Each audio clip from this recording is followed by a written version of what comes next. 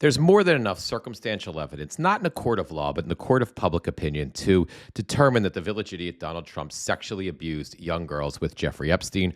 From the original tranches of the Epstein files, we had that damning email between him and Ghislaine Maxwell, I think it was in 2008, where he basically said that Donald Trump had spent hours alone with one of his victims.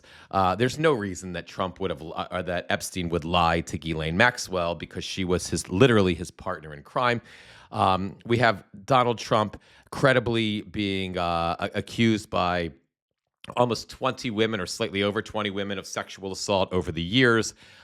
We have Donald Trump basically in the civil case with E. Jean Carroll,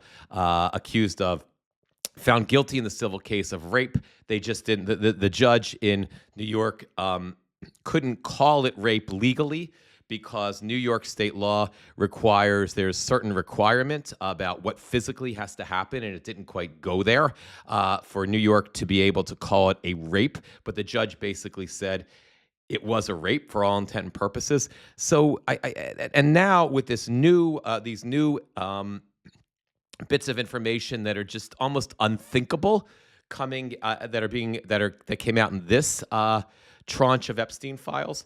I was going to show them on this post today, but they're everywhere. They're all over the internet. I'm sure you've probably seen them. If not, you can find them. There is a whole collection of allegations. Some may be credible, some may not be credible, that came in on the FBI's tip line over a period of several years. Many of those may have come in where Trump and Epstein were mentioned together, engaged in different types of disgusting sexual assault on young girls. And certainly when a lot of those allegations came in, people wouldn't have known that Trump and Epstein were like a thing back in the late 90s, the early 2000s. Now we know, right?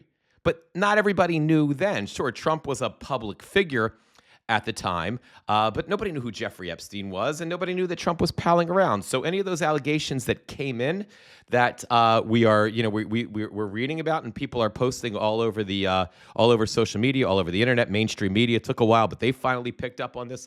And a lot of those allegations that came in back then you have to wonder if there's certainly some credibility to them, because nobody knew that these guys were a thing back then. It wasn't like today where we all know what happened. So although there may not be enough evidence, at least evidence that we've seen, because we only have 50% of the Epstein files released, and the Department of Justice, dipshit Todd Blanche said they're not going to release any more. Although there